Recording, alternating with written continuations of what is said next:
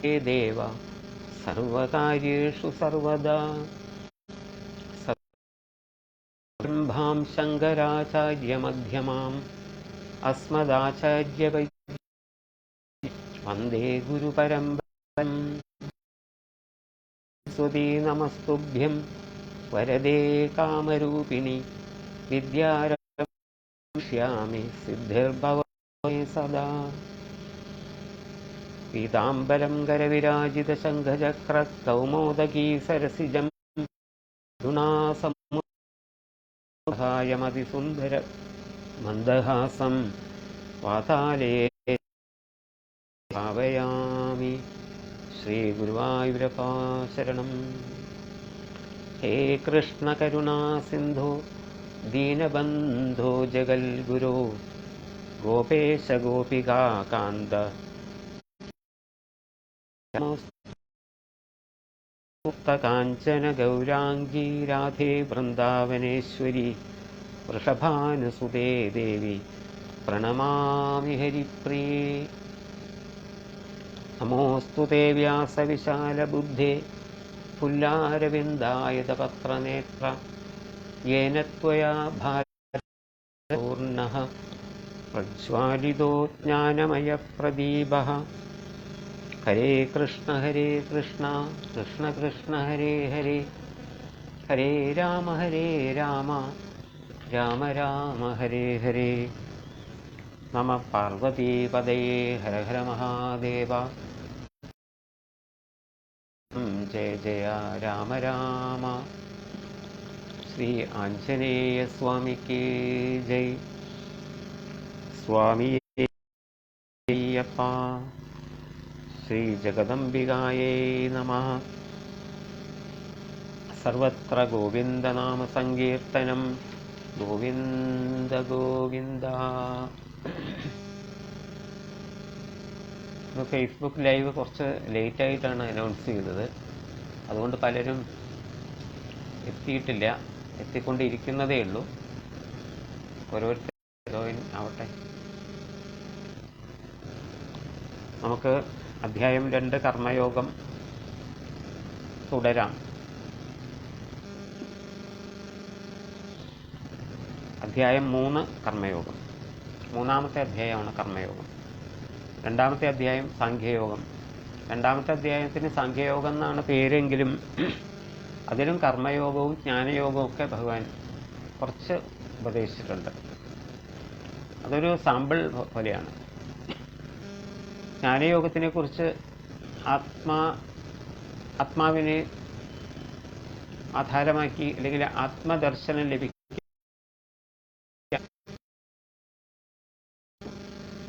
അതേസമയം അർജുനന് കർമ്മകാണ്ഡവും ഉപദേശിച്ചു. രണ്ടും കേൾക്കുന്നത് അർജുനൻ തന്നെയാണ്. ജ്ഞാനയോഗവും കർമ്മയോഗവും. ഇത് അർജുനന്റെ ഉള്ളിലൊരു സന്ദിഗ്ധാവസ്ഥയുണ്ടായി. എന്താ, എൻ്റെ മനസ്സ് വല്ലാതെ ഒരു നിശ്ചയിക്കാൻ സാധിക്കാത്ത ഒരവസ്ഥയെ പ്രാപിച്ചിരിക്കുന്നു. എനിക്ക് തീരുമാനിക്കാൻ കഴിയുന്നില്ല. അങ്ങ് എന്താണ് ഉദ്ദേശിക്കുന്നത്? ആത്മാവിനെക്കുറിച്ച് ഉള്ള ഉപദേശം കൊണ്ട് ആത്മനിഷ്ഠനായിട്ടിരിക്കാനും ആത്മനിഷ്ഠന് മോക്ഷം വളരെ എളുപ്പത്തിൽ സാധിക്കും എന്ന് പറഞ്ഞു ഭഗവാൻ. അതേസമയം അർജുനനോട് പറഞ്ഞു, നീ കർമ്മയോഗം അനുഷ്ഠിക്കണം, കർമ്മങ്ങളൊക്കെ എന്നിലേക്ക് സമർപ്പിച്ച് നീ നിന്റെ സ്വധർമ്മം അനുഷ്ഠിക്കണം എന്ന് പറഞ്ഞു. അതുമാത്രമല്ല, കർമ്മണേവ അധികാരസ്ഥേ, നിനക്ക് കർമ്മം ചെയ്യാനാണ് അധികാരമുള്ളൂ. അതായത് നിനക്ക് സന്യസിക്കാൻ അധികാരമായിട്ടില്ല എന്നർത്ഥം. സന്യസിക്കണമെങ്കിൽ അത്ര പെട്ടെന്ന് ബുദ്ധിമുട്ടാണല്ലോ. അതിന് മനസ്സിൻ്റെ ഒരു അവസ്ഥയിൽ എത്തിച്ചേരണം. എല്ലാം ഉപേക്ഷിക്കാനുള്ള ഒരു മനസ്സിൻ്റെ പക്വത വരണം. വിരക്ത പ്രവ്രജേത് ധീമാൻ സരക്തസ്തു ഗൃഹേ വസേത് സരാഗോ നരകം യാതി പ്രവ്രജൻ ഹി ദ്വിജാധമാണ്. വിരക്ത പ്രവ്രജേത് ധീമാൻ. വിവേകബുദ്ധിയുള്ള ഒരാൾ തൻ്റെ വിവേകബുദ്ധി ഉപയോഗിച്ച് മനസ്സിലാക്കണം എന്താണ് മായ എന്നുള്ളതും എന്താണ് സത്യമെന്നുള്ളതും, ആത്മാ എന്താണ്, ആത്മാവല്ലാത്തത് എന്താണ് എന്ന് നിശ്ചയിച്ച് ബുദ്ധി കൊണ്ട് മനസ്സിലാക്കണം. അതിനുശേഷം ആത്മാവല്ലാത്തവയൊക്കെ, അതായത് മായയെ, ത്രിഗുണങ്ങളെ, ഇന്ദ്രിയ വിഷയങ്ങളെ, ഇതിനെല്ലാം ഉപേക്ഷിക്കാനായിട്ട്, ഇതിനെല്ലാം നിയന്ത്രിക്കാനായിട്ട് പരിശീലിക്കണം. എന്നിട്ടേ സന്യാസം അതിൽ പ്രവേശിക്കാൻ സാധിക്കുള്ളൂ. അത് വരുന്നത് വരെ കർമ്മങ്ങളാണ് ചെയ്യേണ്ടത്. കർമ്മങ്ങൾ ചെയ്ത് ചിത്തശുദ്ധി വരാത്ത ഒരാൾ സന്യസിക്കാൻ പോയി കഴിഞ്ഞാൽ അത് പരാജയമാകും. ഈ കാര്യം അർജുനന് മനസ്സിലായില്ല. അതുകൊണ്ടാണ് അർജുനൻ ചോദിക്കുന്നത്, വ്യാമിശ്രേണേവ വാക്യേന ബുദ്ധി മോഹയസീവമേ, എൻ്റെ ബുദ്ധിക്ക് എനിക്ക് മനസ്സിലാകാൻ സാധിക്കുന്നില്ല അങ്ങയുടെ രണ്ട് തരത്തിലുള്ള ഈ സംസാരം. രണ്ടും പറയുന്നുണ്ട് അങ്ങ്. ഏതാണ് എനിക്ക് ഏറ്റവും ഏറ്റവും സ്യൂട്ടബിൾ ആയിട്ടുള്ളത്? അർജുനൻ എന്ത് ചെയ്യണം, അർജുനൻ എന്ത് സ്വീകരിക്കണം എന്ന് അങ്ങ് നിശ്ചയിച്ച് എന്നോട് പറയണം. അപ്പോഴേ എനിക്കത് അനുഷ്ഠിക്കാൻ സാധിക്കുള്ളൂ. ഇപ്പോഴെൻ്റെ മനസ്സിൽ ഒരു സംശയാവസ്ഥയാണ്. ജ്ഞാനനിഷ്ഠനാകണോ അതോ കർമ്മയോഗിയാവണോ എന്നെനിക്ക് മനസ്സിലാവണില്ല എന്ന് പറഞ്ഞ സമയത്ത് ഭഗവാൻ പറഞ്ഞു, ഈ ലോകത്തിൽ രണ്ട് തരത്തിലുള്ള നിഷ്ഠ ഉണ്ടെന്ന് ഞാൻ ഉപദേശിച്ചിട്ടുണ്ട്. അതായത് ഈ ലോകത്തിൽ സിദ്ധിക്കാൻ, പരമശാന്തി അനുഭവിക്കാൻ വേണ്ടി രണ്ട് മാർഗങ്ങളാണുള്ളത്. ദ്വിവിധ നിഷ്ഠ. രണ്ട് തരം ആൾക്കാർക്കാണത്. രണ്ടും അർജുനനോട് പറഞ്ഞുവെങ്കിലും അതൊരു ജനറൽ ആയിട്ടുള്ള സ്റ്റേറ്റ്മെൻ്റ് ആയിട്ടാണ് എടുക്കേണ്ടത്. അർജുനൻ വിചാരിച്ചു രണ്ടും എന്നോട് തന്നെയാണ് പറയണതെന്ന് അർജുനൻ അങ്ങോട്ട് ചിന്തിച്ചു. അതാണ് അവിടെ പ്രശ്നമായത്. ഭഗവാൻ പറഞ്ഞത്, ഈ ലോകത്തിൽ മനുഷ്യർക്ക് രണ്ട് തരത്തിൽ എന്നെ പ്രാപിക്കാം. ഒന്ന് ജ്ഞാനയോഗേന, പിന്നെ ഒന്ന് കർമ്മയോഗേന. ജ്ഞാനയോഗിയായിട്ടുള്ള ഒരാൾക്ക്, ഒരു ജ്ഞാനിക്ക് എന്നെ എളുപ്പത്തിൽ പ്രാപിക്കാം. കർമ്മയോഗിക്ക് എളുപ്പത്തിൽ സാധിക്കില്ല. കാരണം ഒരു ജ്ഞാനയോഗിയുടെ പ്രീ ക്വാളിഫിക്കേഷൻ അല്ലേ, റിക്വിസിറ്റ് ക്വാളിഫിക്കേഷൻ ഉണ്ട്, എലിജിബിലിറ്റി ഉണ്ട്. എന്താണ് ജ്ഞാനയോഗത്തിലുള്ള എലിജിബിലിറ്റി? മനസ്സിൻ്റെ അല്ലെങ്കിൽ അന്ധകരണത്തിൻ്റെ അല്ലെങ്കിൽ ചിത്തത്തിൻ്റെ ശുദ്ധിയാണ്. ഇന്ദ്രിയങ്ങളെ നിയന്ത്രിക്കാൻ കഴിയുക, മനസ്സിനെ സ്ഥിരപ്പെടുത്താൻ സാധിക്കുക, ഒരേ ഒരു ആത്മാവിൽ ഏകാഗ്രതയോടുകൂടി ധ്യാനിക്കാൻ സാധിക്കുക. ഇതൊക്കെ വിരക്തിയുള്ള ഒരാൾക്കേ സാധിക്കുള്ളൂ. ഇന്ദ്രിയ നിഗ്രഹം സാധിച്ച ഒരാൾക്ക് ഇതൊക്കെ പ്രായോഗികമാവുള്ളൂ.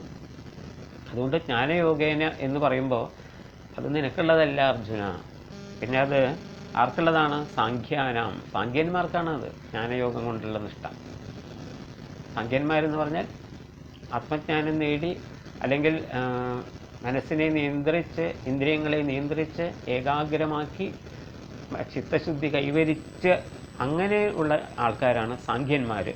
അവർക്കാണ് ജ്ഞാനയോഗം, അല്ലാതെ നിനക്കല്ല. നിനക്കെന്താണ്? കർമ്മയോഗേന യോഗിനാം. മറ്റുള്ളവർക്ക് കർമ്മയോഗമാണ് വിധിച്ചത്. കർമ്മയോഗവും ജ്ഞാനയോഗത്തിൻ്റെയും അവസാനം എന്നുള്ളത് ഈശ്വരപ്രാപ്തി തന്നെയാണ്. ജ്ഞാനയോഗത്തിന് അടുത്ത പടി തന്നെ ഈശ്വരപ്രാപ്തി. കർമ്മയോഗത്തിന് അത് പോരാ. കർമ്മയോഗം അതിനു മുമ്പാണ്. ചിത്തശുദ്ധി വരാനാണ് കർമ്മയോഗം. എങ്ങനെയെങ്കിലും മനസ്സിനെ നിയന്ത്രിച്ച് ഇന്ദ്രിയങ്ങളെ വിഷയങ്ങളെ നിയന്ത്രിച്ച ഒരാൾക്ക് പിന്നെ കർമ്മയോഗത്തിൻ്റെ ആവശ്യമില്ല. അവർക്ക് നേരിട്ട് ജ്ഞാനം സമ്പാദിക്കാം, എന്നിട്ട് മുക്തരാകാം. പക്ഷെ മനസ്സിനെ നിയന്ത്രിക്കാൻ സാധിക്കാത്ത, ഏകാഗ്രതയില്ലാത്ത, പ്രവൃത്തി ലക്ഷണമായിട്ടുള്ള കാര്യങ്ങളിൽ ജീവിക്കുന്നവർക്ക് അധികാരം കർമ്മയോഗമാണ്. കർമ്മം ചെയ്യുക, ഫലാപേക്ഷ കൂടാതെ കർമ്മം ചെയ്യുക, അങ്ങനെ ചിത്തശുദ്ധി സമ്പാദിക്കുക. ചിത്തശുദ്ധി ഉണ്ടായിക്കഴിഞ്ഞാൽ പിന്നെ ജ്ഞാനപ്രാപ്തിക്ക് തയ്യാറാകാം. ഈ വ്യത്യാസമാണ് അവിടെ ഭഗവാൻ പറഞ്ഞു കൊടുക്കുന്നത്. മൂന്നാമത്തെ ശ്ലോകത്തിലെ കാര്യമാണ്. അതിനെ ഒന്നുകൂടി വിശദമാക്കാൻ ഭഗവാൻ പറയുന്നുണ്ട്. ന കർമ്മണാം അനാരംഭാത് നൈഷ്കർമ്മ്യം പുരുഷോ അശ്നുതേ എന്നുവെച്ച സന്യസനാദേവ സിദ്ധിയും സമ്മതികച്ചതി. നമ്മൾ കഴിഞ്ഞ ക്ലാസ്സിൽ കണ്ട ശ്ലോകങ്ങൾ ഒന്ന് റിവൈൻഡ് ചെയ്യുകയാണ്, നിങ്ങൾക്കൊന്ന് ഓർമ്മ തിരിച്ചു കിട്ടാൻ, ഒന്ന് ഓർക്കാൻ വേണ്ടി മാത്രം. അടുത്ത ശ്ലോകങ്ങളൊക്കെ ഇതെല്ലാം കണക്റ്റഡ് ആണ്. അതുകൊണ്ട് ഈ ശ്ലോകങ്ങളൊന്ന് നോക്കുന്നു, അത്രയേ ഉള്ളൂ. അപ്പോൾ കർമ്മണാം അനാരംഭാത് നൈഷ്കർമ്മ്യം ന അശ്നുതേ. കർമ്മങ്ങൾ അങ്ങനെ ഉപേക്ഷിച്ചാലൊന്നും ജ്ഞാനം ലഭിക്കില്ല. കർമ്മങ്ങൾ ഉപേക്ഷിച്ചത് കൊണ്ട് തന്നെ മോക്ഷം ലഭിക്കുന്നുമില്ല. കർമ്മങ്ങൾ അങ്ങനെ ഉപേക്ഷിക്കാൻ പാടില്ല. ആരാണ് ഉപേക്ഷിക്കേണ്ടത്? അത് ആദ്യമേ പറഞ്ഞു. അവർക്ക് സന്യസിക്കാം. അല്ല, സന്യസനാദേവ, ഉപേക്ഷിക്കുന്നത് കൊണ്ട് മാത്രം ഒരാൾക്ക് നൈഷ്കർമ്മ്യം, അതായത് മോക്ഷം ലഭിക്കില്ല. കർമ്മങ്ങൾ അങ്ങനെ ഉപേക്ഷിക്കാൻ പാടില്ല. കർമ്മങ്ങൾ ചെയ്തേ മതിയാവും. അങ്ങനെ ഞാനിനി ജീവിതത്തിൽ എൻ്റെ ധർമ്മം അനുഷ്ഠിക്കില്ല, ഒരു കർമ്മവും ചെയ്യില്ല എന്നൊരാൾ നിശ്ചയിച്ചിട്ട് എല്ലാം ഉപേക്ഷിച്ച് സന്യാസിയെ പോലെ എവിടെയെങ്കിലും പോയി താമസിക്കുക, ഏകാന്തത്തിലിരിക്കുക, അങ്ങനെയൊക്കെ ചെയ്താലൊന്നും മോക്ഷം ലഭിക്കില്ല. കാരണം അദ്ദേഹത്തിന് ഉപേക്ഷിക്കാനായിട്ട് അദ്ദേഹത്തിൻ്റെ മനസ്സ് തന്നെ അദ്ദേഹത്തിൻ്റെ നിയന്ത്രണത്തിലല്ല. പിന്നെ എങ്ങനെയാണ് അദ്ദേഹം ജ്ഞാനത്തിന് വേണ്ടി തയ്യാറാകുന്നത്? അങ്ങനെയുള്ള സന്യാസം കൊണ്ട് ദുഃഖമാണ് ഉണ്ടാവുക. ഇനിയിപ്പോൾ അങ്ങനെ ചിന്തിക്കുകയാണെങ്കിൽ തന്നെ ഒരാൾക്കും കർമ്മം ചെയ്യാതിരിക്കാൻ സാധിക്കില്ല എന്ന് പിന്നത്തെ 5ാമത്തെ ശ്ലോകത്തിൽ പറഞ്ഞു. നഹി കശ്ചിക്ഷണമഭി ജാതുതിഷ്ഠത്തി അകർമ്മകൃത് കാര്യദേഹി അവശകർമ്മ സർവ പ്രകൃതിജൈർ ഗുണൈ. നമ്മൾ ഒരു ശരീരം സ്വീകരിച്ചാൽ, നമ്മളെന്ന് പറഞ്ഞാൽ ഏതൊരു ജീവനും ഒരു ശരീരം സ്വീകരിച്ച് ഈ ഭൂമിയിൽ വന്നാൽ, അല്ലെങ്കിൽ ലോകത്തിൽ പ്രപഞ്ചത്തിൽ വന്നാൽ, ഒരു നിമിഷം പോലും നഹി കശ്ചിക്ഷണം, ഒരു നിമിഷം പോലും, ഒരു ക്ഷണം പോലും ജാതുതിഷ്ഠത്യ അകർമ്മകൃത്, അകർമ്മകൃതായിട്ട്, കർമ്മം ചെയ്യാത്ത ആളായിട്ട് ഒരിക്കലും ഇരിക്കാൻ സാധിക്കില്ല. കർമ്മസന്യാസം അല്ലെങ്കിൽ സർവ്വതിനും ഉപേക്ഷിക്കുക എന്ന് പറയുന്നത് ഒട്ടും സത്യമാകില്ല. കാരണം കർമ്മം ചെയ്യാതെ ഇരിക്കാനായിട്ട് സാധിക്കുകയില്ല ഒരു ക്ഷണം പോലും. സന്യാസിമാർ അല്ലെങ്കിൽ സന്യാസികൾ, സന്യാസാശ്രമത്തിൽ പ്രവേശിച്ചവർ, യോഗീശ്വരന്മാർ, അവരൊക്കെ സഞ്ചരിക്കുന്നുണ്ടല്ലോ. അവർക്ക് കുടുംബമോ അത്തരത്തിലുള്ള കർമ്മങ്ങളോ ഒന്നുമില്ല അവർക്ക്. അതുപോലെ തന്നെ ഒരു കർമ്മിയായിട്ടുള്ള ഒരാളിങ്ങനെ എല്ലാം ഉപേക്ഷിച്ച്, എല്ലാ കർമ്മങ്ങളും ഉപേക്ഷിച്ച് നടക്കാൻ പാടില്ല. അതാണ് പറയുന്നത്. അങ്ങനെ ചിന്തിക്കുകയാണെങ്കിൽ തന്നെ ഒരാൾക്കും ഒരു ക്ഷണം പോലും അകർമ്മകൃത് ആയിട്ട്, അതായത് കർമ്മം ചെയ്യാത്തവനായിട്ട് ഇരിക്കാൻ സാധിക്കില്ല. ആരാണ് നിർബന്ധിക്കുന്നത് കർമ്മം ചെയ്യാൻ എന്ന് ആണെങ്കിൽ, കാര്യദേഹി അവശഃ കർമ്മ സർവ പ്രകൃതിജൈ ഗുണൈഹി, പ്രകൃതിയിൽ നിന്നുണ്ടാകുന്ന പ്രകൃതിജന്യമായിട്ടുള്ള ഗുണങ്ങളാൽ, പ്രകൃതിജന്യങ്ങളായിട്ടുള്ള ഗുണങ്ങൾ എന്ന് പറഞ്ഞാൽ ത്രിഗുണങ്ങൾ, സത്വ രജോ തമോ ഗുണങ്ങൾ, അവ എല്ലാവരുടെയും മനസ്സിലുണ്ട്. അല്ലെങ്കിൽ അവയിൽ നിന്നാണ് നമ്മളൊക്കെ ഉണ്ടാകുന്നത്.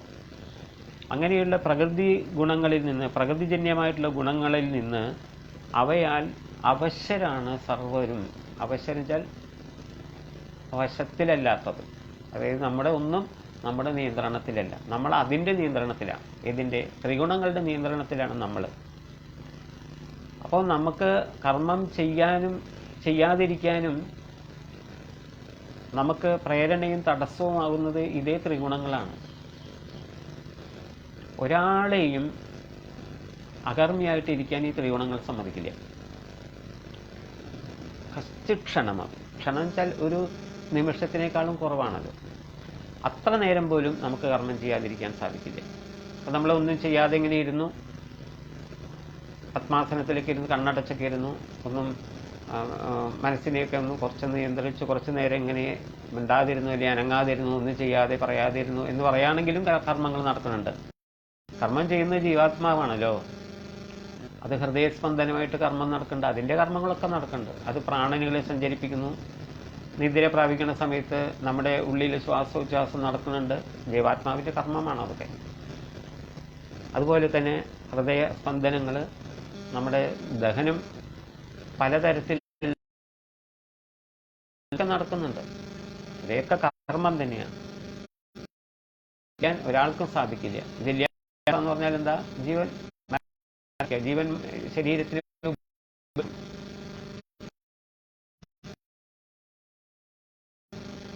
അകർമ്മകൃതായിട്ടിരിക്കാൻ ശേഷിയുള്ളവനല്ല, സദാ കർമ്മനിരതനായിട്ട്.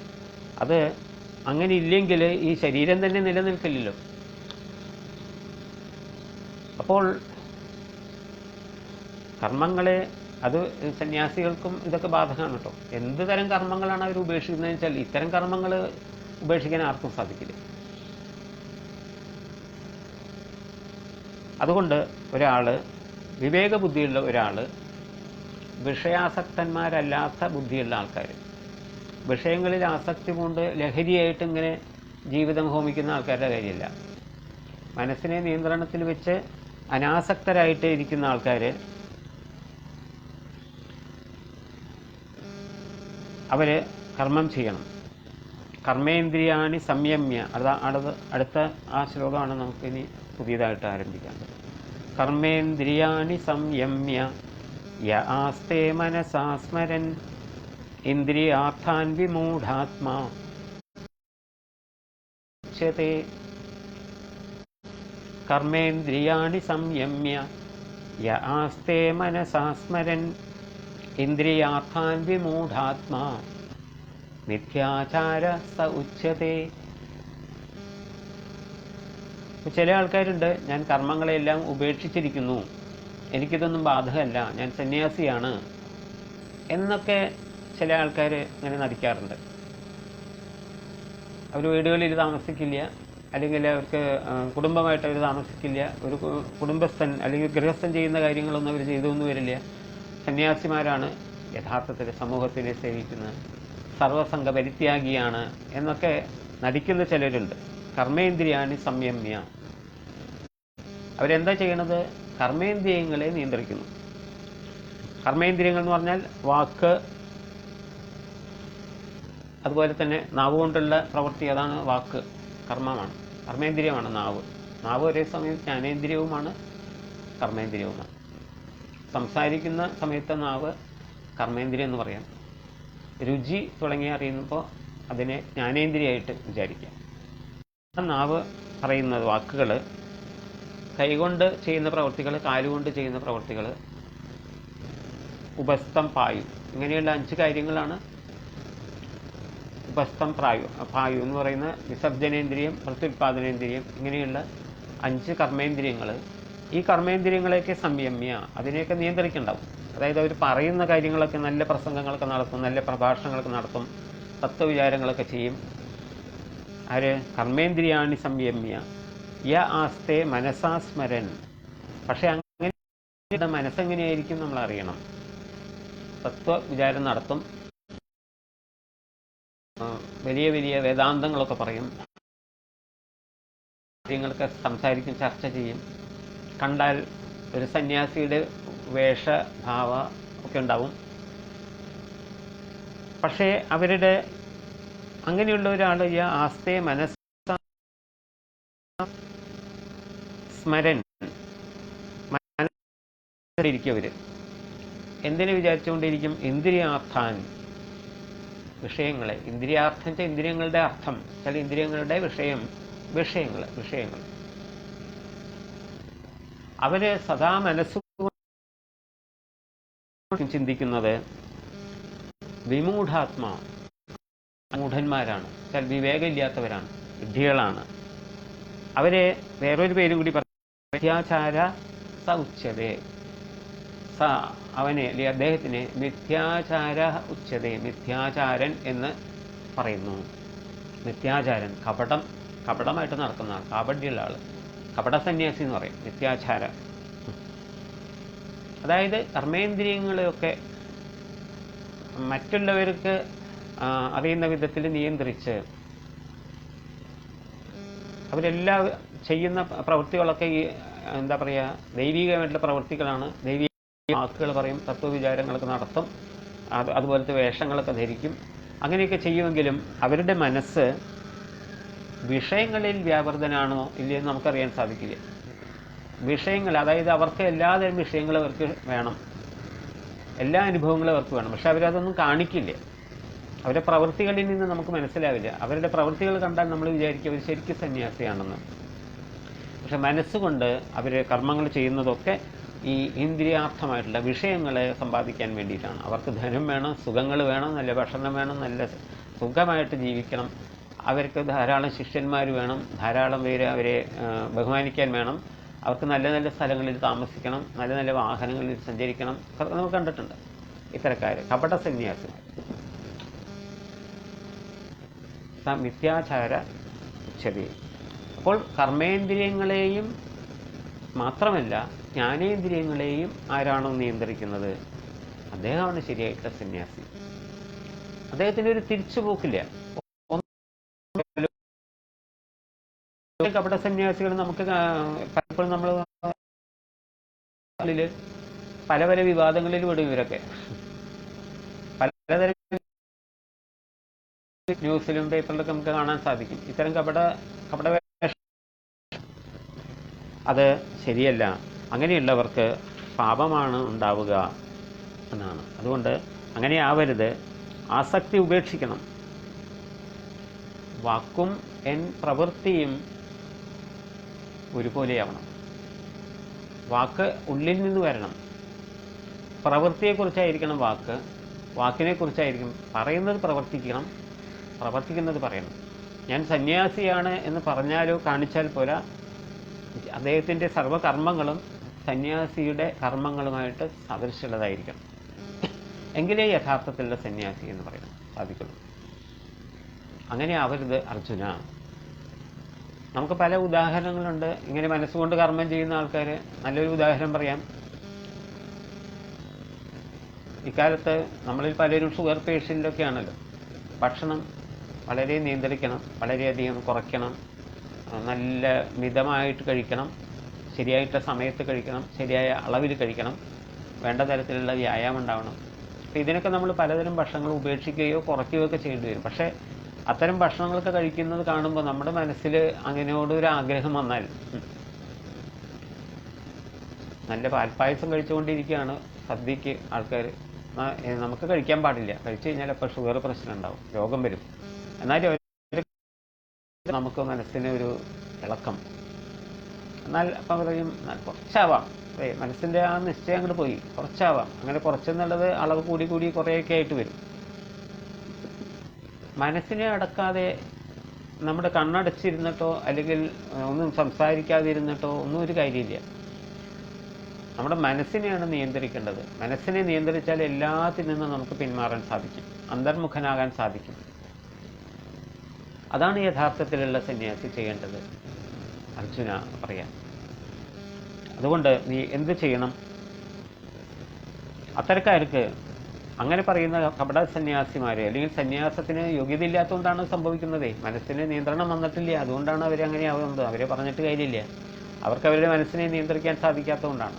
അതുകൊണ്ട് പഠിക്കണം. അതിന് കർമ്മയോഗമാണ് ഏറ്റവും ഉചിതം.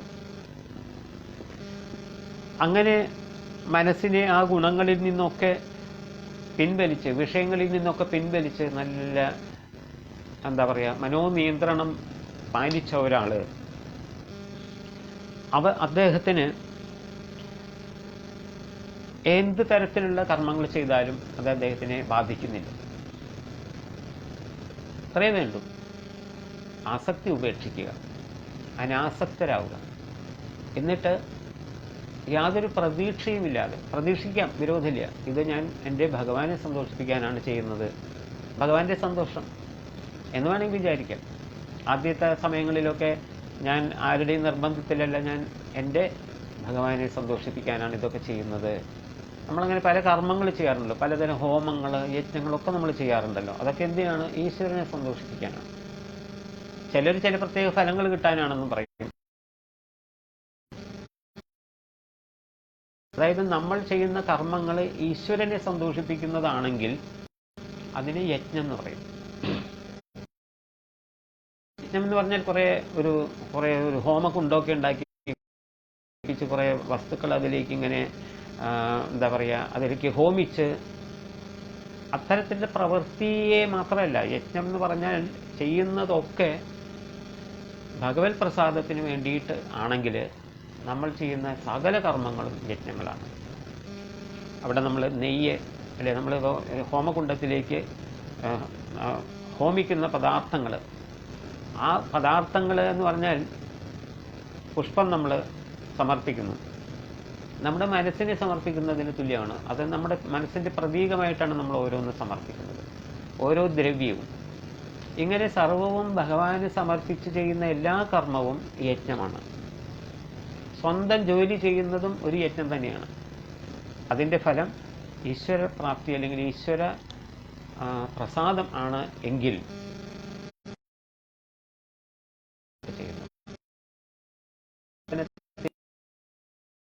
ഭക്തി എന്ന് പറയാം. അങ്ങനെ ചെയ്യുകയാണെങ്കിൽ അത് എന്താണ് നമുക്ക് വിധിച്ചിരിക്കുന്നത്? നിയത കർമ്മങ്ങൾ. നമുക്ക് ഓരോ അത് ചെയ്യാം. ബ്രാഹ്മണന് ഇന്ന കർമ്മങ്ങളുണ്ട്, ക്ഷത്രിയന് ഉണ്ട് കർമ്മങ്ങളുണ്ട്, ശൂദ്രനുണ്ട്. എല്ലാ അത്തരം കർമ്മങ്ങളെയാണ് നിയത കർമ്മങ്ങൾ എന്ന് പറയുന്നത്. നമ്മൾ ചെയ്യാൻ നിയോഗിക്കപ്പെട്ടത് ചെയ്യാൻ കർമ്മങ്ങൾ ചെയ്യുന്നു. നിയതം കുരു കർമ്മത്വം കർമ്മ ശരീരയാത്രാ വിചതേ ന പ്രസിദ്ധ്യേത കർമ്മണ. നിയതം കുരു കർമ്മത്വം കർമ്മജ്യായോ ഹ്യകർമ്മണഃ ശരീരയാത്രാ ന പ്രസിദ്ധ്യേത കർമ്മണഃ. അതുകൊണ്ട് നിനക്ക് എന്താണ് വിധിച്ചിരിക്കുന്നത് ആ കർമ്മത്തിനെയാണ് ചെയ്യേണ്ടത്. നിയതം കർമ്മം. എന്താ അകർമ്മ?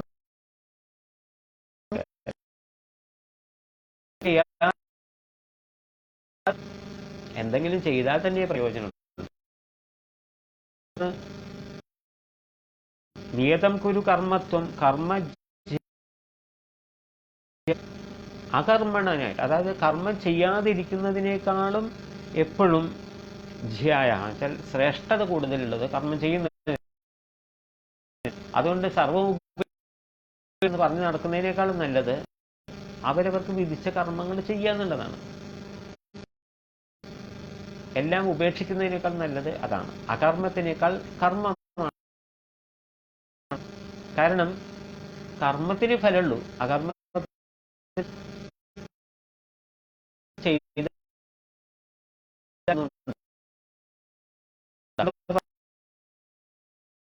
പഠിക്കുക, പ്രയത്നിക്കുക. അവരവരുടെ കർമ്മം അതാണ്.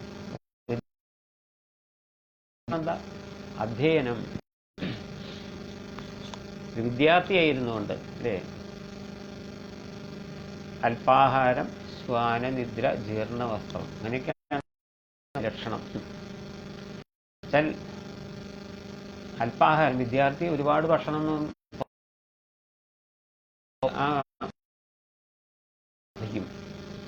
പുസ്തകം തുറന്നിരിക്കുമ്പോൾ അല്ലെങ്കിൽ ട്യൂഷൻ ഇരിക്കുമ്പോൾ അല്ലെങ്കിൽ ഓൺലൈൻ ക്ലാസ്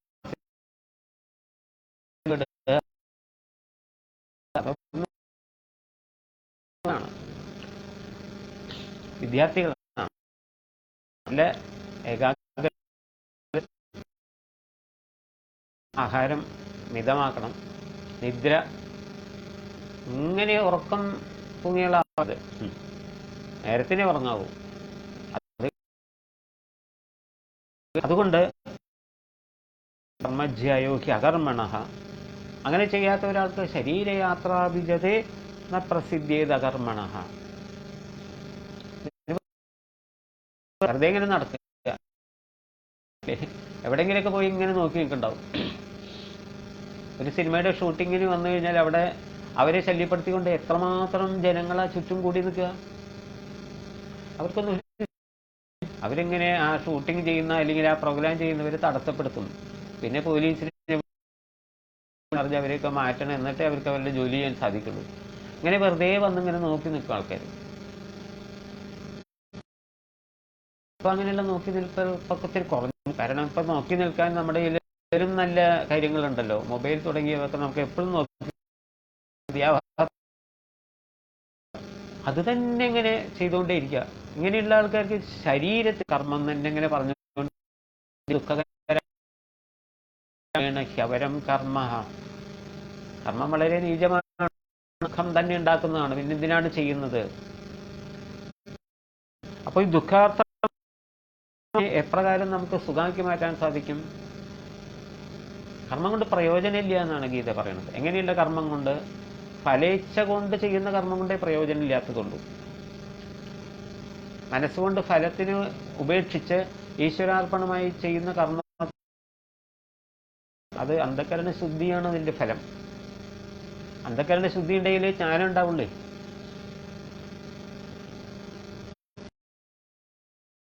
നമുക്കെന്ത് പറയാം? യജ്ഞം എന്ന് പറയാം. ായിട്ട് ചെയ്യുന്ന എന്തു കർമ്മത്തിനെയും യജ്ഞം എന്ന് പറയാം. യജ്ഞാർത്ഥം കർമ്മബന്ധന തദർഥേയ മുക്തസംഗ യജ്ഞാർത്ഥാത് കർമ്മ ലോ.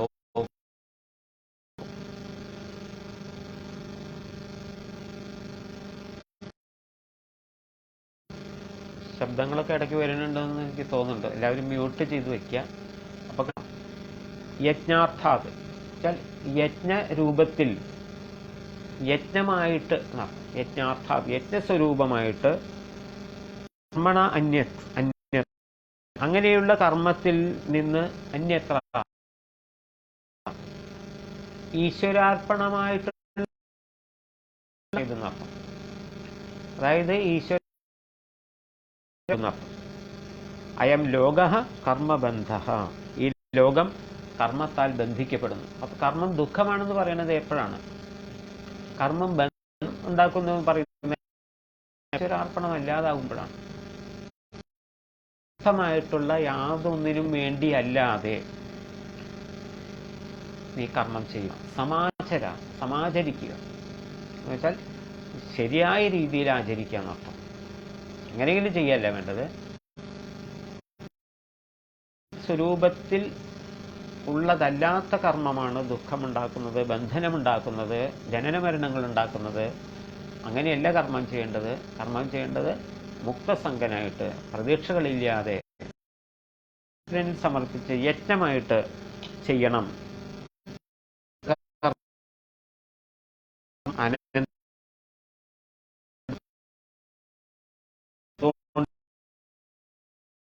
യജ്ഞം എന്ന് പറഞ്ഞാൽ തന്നെ ഭഗവാൻ എന്നർത്ഥം. സാക്ഷാൽ ശ്രീനാരായണം, നാരായണ വസുദേവൻ, ശ്രീകൃഷ്ണ ഭഗവാൻ ഒക്കെ യജ്ഞസ്വരൂപിയാണ്. നാരായണ പരാവേദ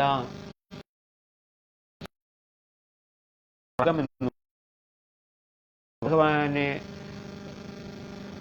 ആശ്രയിക്കുന്നതാണ് തപസ് എന്ന് പറയുന്നത്.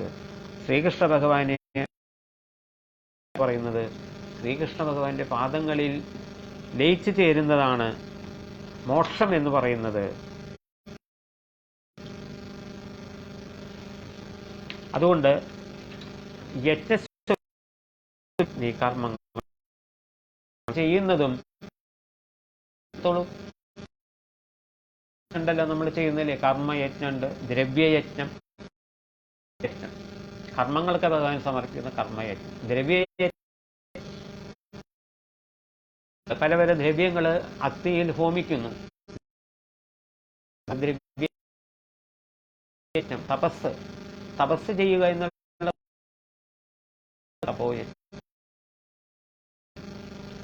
ജ്ഞാനസമ്പേഷവോസ്ത്യുഷ്ടകാമധു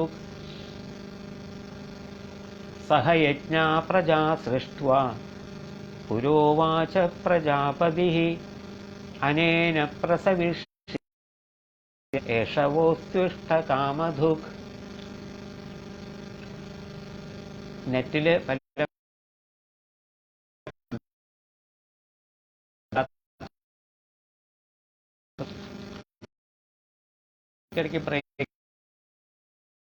ക്ലാസ്, ഓൺലൈൻ ക്ലാസ്സും ഇടയ്ക്കൊക്കെ പലർക്കും കേൾക്കുന്നില്ല എന്നൊക്കെ എനിക്ക് മനസ്സിലാവുന്നുണ്ട്.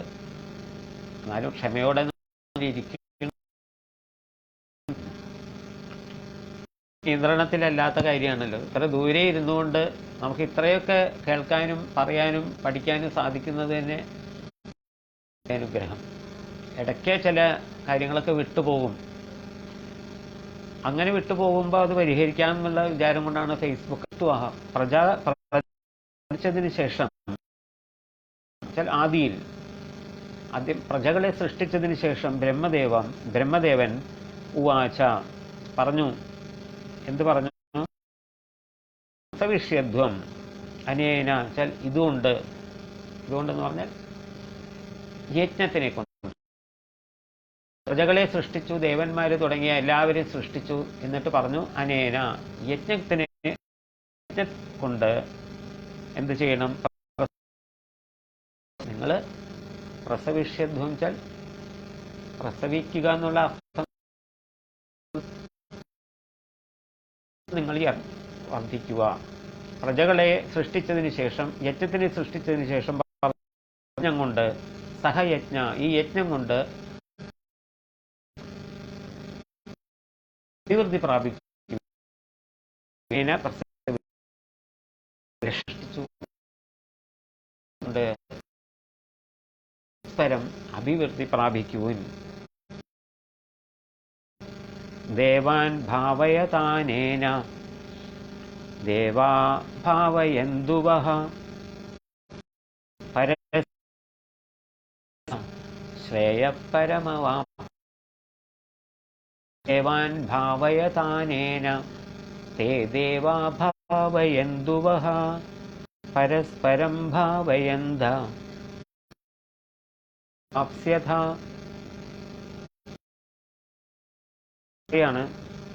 യജ്ഞങ്ങളെ കൊണ്ടുവേണം നിങ്ങളെല്ലാവരും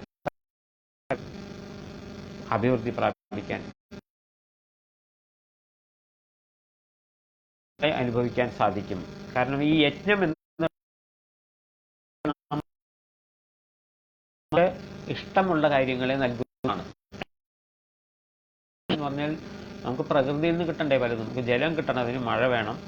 ചൂട് കിട്ടണം, അതിന് വെയിൽ വേണം.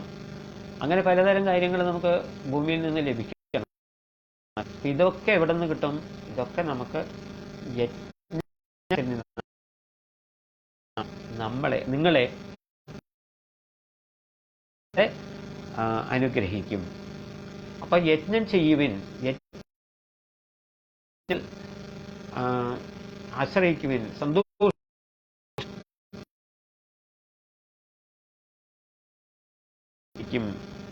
അങ്ങനെ പരസ്പരം ഭാവയന്തഃ, പരസ്പരം സഹായിക്കുന്നുമ്പോ ശ്രേയ പരമാവസ്യത, ശ്രേയസ്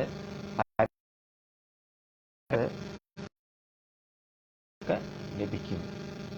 പരമമായിട്ട് ശ്രേയസ് എന്ന് പറഞ്ഞാൽ മോക്ഷം, അല്ലെ? മുക്തി. യജ്ഞാദികളെ കൊണ്ട് ആ ദേവനുള്ള വേറൊരാനന്ദമില്ല എന്ന് പറയുന്ന പോലെയാണ്. ജ്ഞാനികളാണ് അവര്,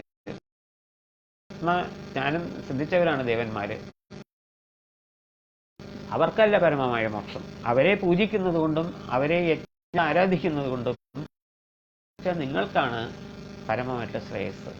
അതുകൊണ്ട് യജ്ഞങ്ങൾ തീർച്ചയായിട്ടും ചെയ്യണം. ദേവന്മാർക്ക് യജ്ഞങ്ങൾ, പിതൃക്കൾക്ക് യജ്ഞങ്ങൾ ചെയ്യണം. ഈ ഭൂമികൾക്ക് വേണ്ടിയും പ്രവർത്തിക്കണം. കാരണം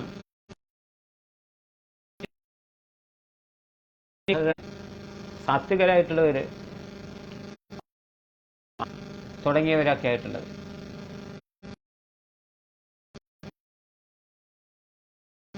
ശ്രീപരമേശ്വരൻ തുടങ്ങിയവരൊക്കെ തമോ ഗുണത്തിന്റെ ആൾക്കാരാണ്. ബ്രഹ്മാവ് രജോ ഗുണത്തിന്റെ. അങ്ങനെ ഓരോരുത്തരും ദേവന്മാരെ നമുക്കറിയാം. നമ്മൾ ഏതൊക്കെ ദേവതമാർക്കാണ് യജ്ഞങ്ങൾ, വഴിപാടുകൾ, ഉപാസനകൾ ചെയ്യാൻ നമുക്കറിയാം. ഇഷ്ടാൻ ഭോഗാൻ ഹി വോ ദേവോ ദാസ്യന്തേ അനപ്രദായേഭ്യോ യോ ഏവ സ.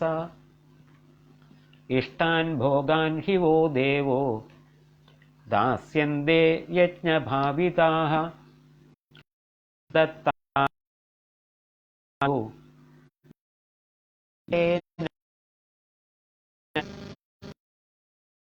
യജ്ഞഭാവിതാഃ. നേരത്തെ കണ്ട ശ്ലോകത്തിലും പറഞ്ഞിട്ടുണ്ടല്ലോ. ദേവാൻ ഭാവയദാനേന പറഞ്ഞിട്ട്, ഭാവയദാൻ എന്നർത്ഥം അതിൽ നിന്ന് ഒരംശം അവർക്ക് തന്നെ കൊടുക്കാതെ സ്വയം ഭക്ഷിക്കുന്നത്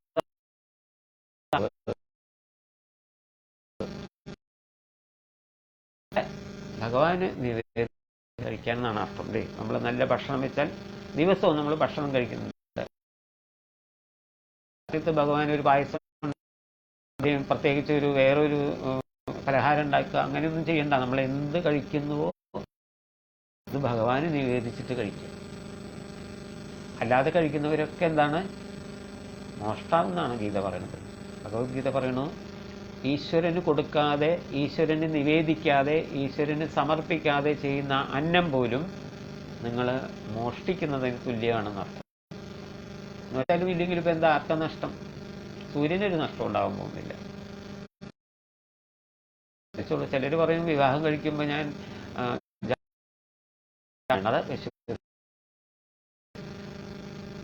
എന്നാലും ജാതകത്തിൽ വിശ്വസിക്കാം പോലെയാണ്. ദേവോ ദാസ്യന്തേയ ദേവൻ പറഞ്ഞിട്ടുണ്ട് ആദ്യം തന്നെ, എല്ലാം നിങ്ങൾ ഭഗവാൻ സമർപ്പിക്കൂ, ഈശ്വരൻ സമർപ്പിക്കൂ, ഈശ്വരൻ നിങ്ങൾക്ക് വേണ്ടതായിട്ടുള്ള, ഇങ്ങനെ പരസ്പരം വാങ്ങിയും വേണം ജീവിക്കാൻ, പരസ്പരം ജീവിക്കണം. അങ്ങനെ കെൽപിഷൈഹി ഭുഞ്ചതേ തേ ത്വഖം ആത്മകാരണാത് ഇഷ്ടാശിനഃ സന്തോ മുച്യന്തേ സർവകിൽബിഷൈഹി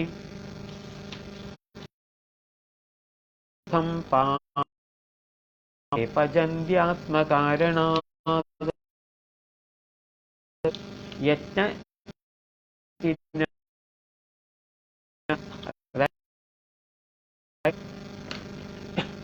ഓരോ യജ്ഞം ചെയ്യുന്ന സമയത്ത് നമ്മൾ സമർപ്പിക്കുന്നുണ്ടെങ്കിലുമൊക്കെ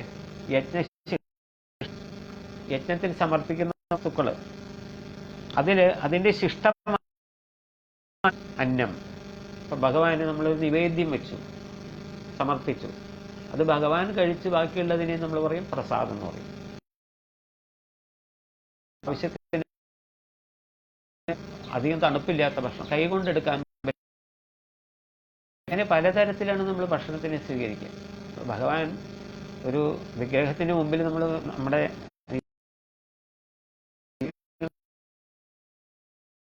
ഭഗവാൻ നമ്മൾ സമർപ്പിക്കാനുള്ളത് കാണുന്നുണ്ട്.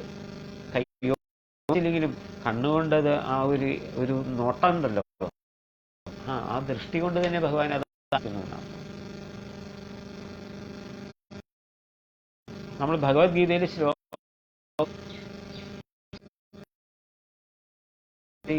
യജ്ഞോച്ഛിഷ്ടം അല്ലെങ്കിൽ ഭഗവാന്റെ പ്രസാദം കഴിക്കുന്ന എന്താണ് പ്രയോജനം ഉണ്ടാവുക? ഭഗവത് പ്രസാദം കഴിച്ചാൽ ഭഗവാൻ മുച്യന്തേ സർവകിൽബിഷൈ. ഭഗവാന് സമർപ്പിച്ച നിവേദ്യം അല്ലെങ്കിൽ ഭഗവാൻ കഴിച്ചതിൻ്റെ ബാക്കി കഴിച്ചാൽ മുച്യന്തേ സർവകിൽബിഷൈ, സർവകിൽബിഷങ്ങളിൽ നിന്നും സർവ പാപങ്ങളിൽ നിന്നും മുച്യന്തേ, നമ്മൾ മുക്തരാകുന്നു. ആഹരിക്കുന്നത് കൊണ്ട് നമുക്ക് പ്രയോജനം എന്താ ഉണ്ടാവുക? അവരവർക്ക് വേണ്ടി പാകം ചെയ്യാൻ ഭക്ഷണം ചെയ്ത് കഴിക്കുന്നവര് പാപത്തിനെ ഭുജിക്കുന്നു. എന്നാൽ ഭഗവാന് വേണ്ടി ഭഗവാൻ കഴിക്കുന്നവര് സർവ്വങ്ങളിൽ നിന്ന് സർവ പാപ മോചനം ഉണ്ടാവുന്നു. അപ്പോൾ സർവവും മുമ്പ് നമ്മളെങ്ങനെയാണ് എല്ലാം ആയിട്ടാണ് കഴിക്കുക, ഈശ്വരാർപ്പണമായിട്ട് എത്ര നല്ല ഐശ്വര്യപ്രദമാണ്. ഓരോരിരുന്ന് തിന്ന ഈശ്വര ചിന്തയില്ലാതെ ജീവിക്കുന്ന ആൾക്കാർ ദുഃഖത്തിന്. എന്തുകൊണ്ടാണ് നമുക്ക് ഭഗവാന് വേണ്ടി? കാരണം ഈ ഭക്ഷണം എവിടെ നിന്നാണ് വന്നത്? കഴിക്കുന്ന ഭക്ഷണം എങ്ങനെയാണ് വരുന്നത്? അതറിഞ്ഞാൽ നമ്മൾ ഉത്തരം അന്നാദ് ഭവന്തി ഭൂ ഭവ യജ്ഞാത് ഭവതി പർജന്യോ യജ്ഞ കർമ്മ സമുദ്ഭവ അന്നാത് ഭവന്തി ഭൂതാന്യാദന്ന സംഭവ യജ്ഞാത് ഭവതി പർജന്യോ യജ്ഞ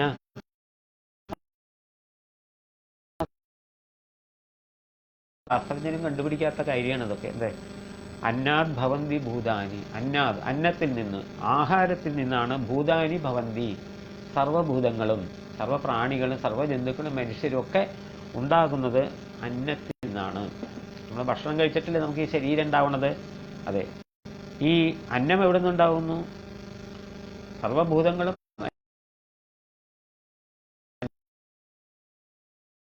പർജന്യാത്, അല്ലെങ്കിൽ മഴ എന്ന് പറയാം. പർജന്യം മേഘത്തിൽ അല്ലേ, മഴ തുള്ളികൾ അതിങ്ങനെ കട്ടം പിടിച്ചിരിക്കുന്നതിനെയാണല്ലോ മേഘം എന്ന് പറയാം. മഴ ദ്രാവകമാണ്, മേഘം സോളിഡാണ്, അത്ര വ്യത്യാസമുള്ളൂ. രണ്ടും ഒന്ന് തന്നെ. പർജന്യാത് അന്നസംഭവ. പർജന്യം, ഈ അന്നം എവിടെ നിന്നുണ്ടാകുന്നു? കർമ്മത്തിൽ നിന്നുണ്ടാകുന്നു. കർമ്മ ബ്രഹ്മോദ്ഭവം വിദ്ധി. കർമ്മ ബ്രഹ്മത്തിൽ നിന്നാണ്. ബ്രഹ്മം എന്നത് ബ്രഹ്മം, വേദം എന്ന് പറയാം, ബ്രഹ്മാവ് എന്ന് പറയാം, പരബ്രഹ്മം എന്ന് പറയാം, അല്ലെങ്കിൽ ഈശ്വരൻ എന്ന് പറയാം. കർമ്മം ഉണ്ടാകുന്നത് ഈശ്വരനിൽ നിന്നാണ്. ഇനി ഈ ബ്രഹ്മം എന്നുള്ളത് എവിടെ നിന്നുണ്ടാകുന്നു? അല്ലെങ്കിൽ ഈ വേദം എന്നുള്ളത് എവിടെ നിന്നുണ്ടാകുന്നു? അത് അക്ഷരസമുദ്ഭവം. അക്ഷരത്തിൽ നിന്ന്. അക്ഷരം എന്ന് പറഞ്ഞാൽ എന്താ? നശിക്കാത്തത്. നശിക്കുന്നത് പ്രപഞ്ചമാണ്, നശിക്കാത്തത് ആണ് അക്ഷരം. ക്ഷരമല്ലാത്തത് അക്ഷരം. ക്ഷരഞ്ച നശിക്കുന്നത്, അക്ഷരം നശിക്കാത്തത്. നശിക്കാത്തത് പരബ്രഹ്മം, ഭഗവാൻ. അപ്പോൾ ബ്രഹ്മം എന്നുള്ളത്, വേദം എന്നുള്ളത് പരമാത്മാവിൽ. അതുകൊണ്ട് സർവവും എന്താണ്? യജ്ഞമാണ്. ഉപഗതം ബ്രഹ്മ. അതിൽ നിന്ന് നമുക്ക് മനസ്സിലാക്കാം സർവവും ബ്രഹ്മത്തിൽ നിറഞ്ഞിരിക്കുന്നതാണ്. ബ്രഹ്മ നിത്യം യജ്ഞേ പ്രതിഷ്ഠിതം. അതെപ്പോഴും, അതെല്ലാം അന്നത്തിൽ നിന്ന്, മഴയിൽ നിന്ന് അന്നമുണ്ടാകുന്നു, യജ്ഞത്തിൽ നിന്ന് മഴയുണ്ടാകുന്നു, കർമ്മത്തിൽ നിന്ന് യജ്ഞം ഉണ്ടാകുന്നു, കർമ്മം വേദത്തിൽ നിന്നുണ്ടാകുന്നു, വേദം പരബ്രഹ്മം. അതുകൊണ്ട് സർവത്ര നിന്നിരിക്കുന്ന പരബ്രഹ്മം എന്നുള്ളത് അത് യജ്ഞത്തിൽ, അതായത് ഈ ലോകം തന്നെ സമസ്തവും യജ്ഞത്തിൽ സ്ഥിതി ചെയ്യുന്നതാണ്.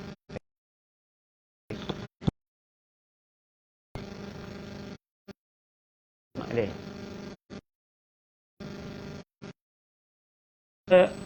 ഒന്നിൽ നിന്നും അവസാനിക്കുന്നു.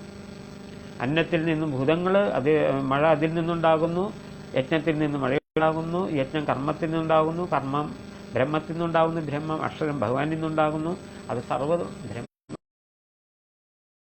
ഇങ്ങനെ ആവർത്തനമായിട്ടിരിക്കും ചക്രം എന്ന് പറയാം. ഏവം പ്രവർത്തിതം ചക്രം നാനുവർത്തയതി. ആരാണോ ഈ ചക്രത്തിനെ അനുസരിക്കാതിരിക്കുന്നത്?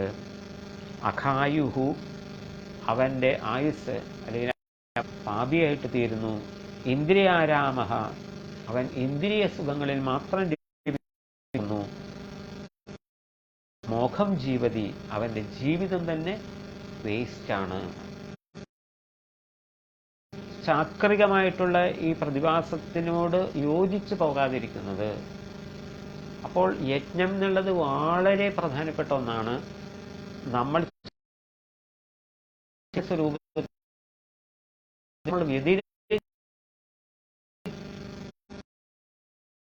ആദ്യം പറഞ്ഞിരിക്കുന്ന ഒരു കാര്യം ഒരു ചാക്രികമായിട്ടൂടെ പറഞ്ഞിരിക്കുന്നത് മനോഹരമായിട്ട്. ഈശ്വരാർപ്പണമല്ല, ശ്രമം കൊണ്ട് പാപം വരുത്താൻ വേണ്ടി മാത്രം പ്രവർത്തിക്കുന്ന ആൾക്കാരും ഈ മൃഗങ്ങളും പക്ഷികളും തമ്മിൽ എന്ത് വ്യത്യാസമുണ്ട്? ആ ഉള്ള ഒരു ബുദ്ധിയില്ലാത്തത് കൊണ്ടാണെന്ന് വിചാരിക്കും.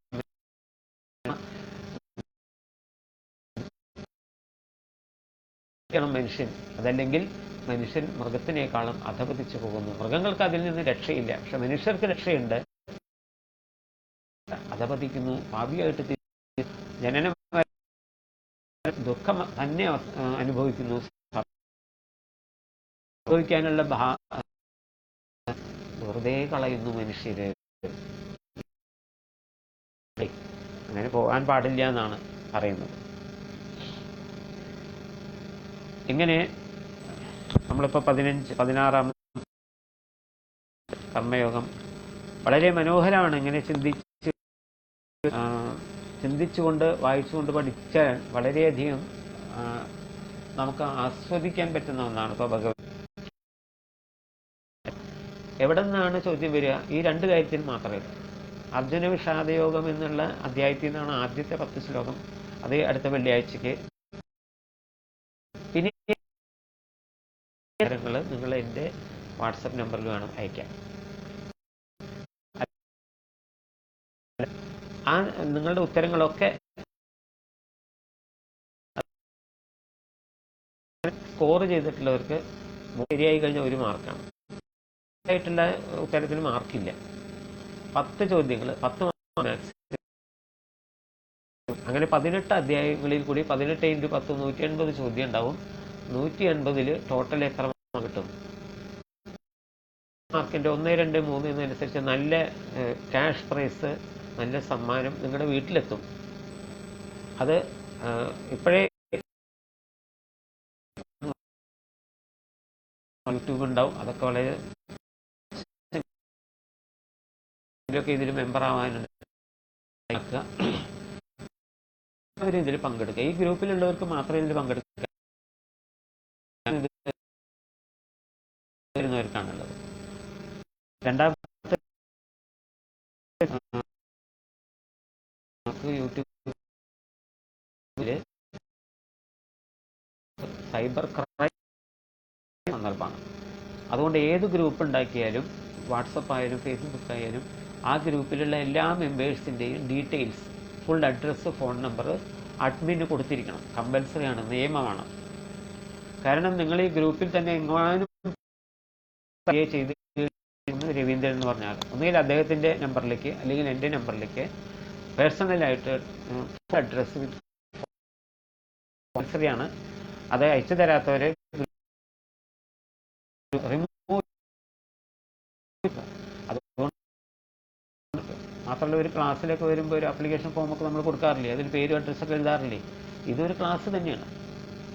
ഇത് ഓൺലൈനാണെന്ന് മാത്രം. എൻ്റെ അഡ്രസ്സും ഞാൻ ഈ ഗ്രൂപ്പിലിടാം. ഫുൾ അഡ്രസ്സും ഡീറ്റെയിൽസൊക്കെ ഞാനും ഇടാം. നിങ്ങൾക്ക് അതെല്ലാം അറിയാം. അപ്പോൾ എല്ലാവരും അത് ശ്രദ്ധിക്കുക. എല്ലാവരും ചോദ്യം ഇടും. 10 ചോദ്യം ഉണ്ടാവും. അതിൻ്റെ ഉത്തരം എടുത്തിട്ട് എനിക്ക് അയച്ചു ഗ്രൂപ്പിലിടരുത് ഉത്തരങ്ങൾ. വ്യക്തിപരമായിട്ടുള്ള ആവശ്യമുള്ളത് കൊണ്ട് മാത്രമാണ് ഞാനിത് ചോദിക്കുന്നത്. എൻ്റെ വ്യക്തിപരമായ ആവശ്യത്തിന് വേണ്ടിയിട്ടല്ല. ഞാൻ ആരെയും വ്യക്തിപരമായിട്ട് ഫോൺ എന്തെങ്കിലും ആവശ്യം ഉണ്ടെങ്കിൽ മാത്രം ഇത്തരങ്ങൾ പറയാൻ വേണ്ടി സഹകരിക്കണം ദയവ് ചെയ്ത്. ഇനി അടുത്ത ക്ലാസ് നമുക്ക് അടുത്ത വെള്ളിയാഴ്ചക്ക് മുമ്പ്, അതായത് വ്യാഴാഴ്ച വൈകുന്നേരം 1ാമത്തെ അധ്യായം ഈ ഗ്രൂപ്പിൽ ആ ചോദ്യങ്ങളൊക്കെ എഴുതിയെടുത്തോളൂ. എന്നിട്ട് സാവകാശം ഒരൊറ്റ ആഴ്ച സമയം കൊണ്ട് ഉത്തരം എഴുതുക. എന്നിട്ട് എനിക്ക് അയച്ചു തരാം. സമ്മാനമൊക്കെ മേടിക്കണം എല്ലാവരും. 3 സമ്മാനങ്ങളുണ്ട്. അതൊക്കെ നിങ്ങളുടെ വീടുകളിലേക്ക് ഞാൻ അയച്ചു തരും ഈ അഡ്രസ്സിൽ നിന്ന് കേട്ടോ. എല്ലാവരും അടുത്ത മോചനം പുംസാം ജലസ്നാനം ദിനേ ദിനേ സകൃദ്ഗീതാംഭസി സ്നാനം സംസാരമലനാശനം ഗീതാ സുഗീതാ കർത്തവ്യ കിമന്യേ ശാസ്ത്രവിസ്തരൈഃ യാ സ്വയം പത്മനാഭസ്യ മുഖപത്മാദ്വിനിസൃതം ഭാരതാമൃതസർവസ്വം വിഷ്ണോർവക്ത്രാദ്വിനിസൃതം ഗീതാ ഗംഗോദകം പീത്വാ പുനർജന്മ ന വിദ്യത്തെ ഏകം ശാസ്ത്രം ദേവകീപുത്രഗീതം ഏകോ ദേവോ ദേവകീപുത്ര ഏവ ഏകോ മന്ത്രസ്തസ്യ നാമാനി യാനി കർമാപ്യേകം തസ്യ ദേവസ്യ സേവാ. സർവത്ര ഗോവിന്ദനാമ സങ്കീർത്തനം. ഗോവിന്ദ ഗോവിന്ദ.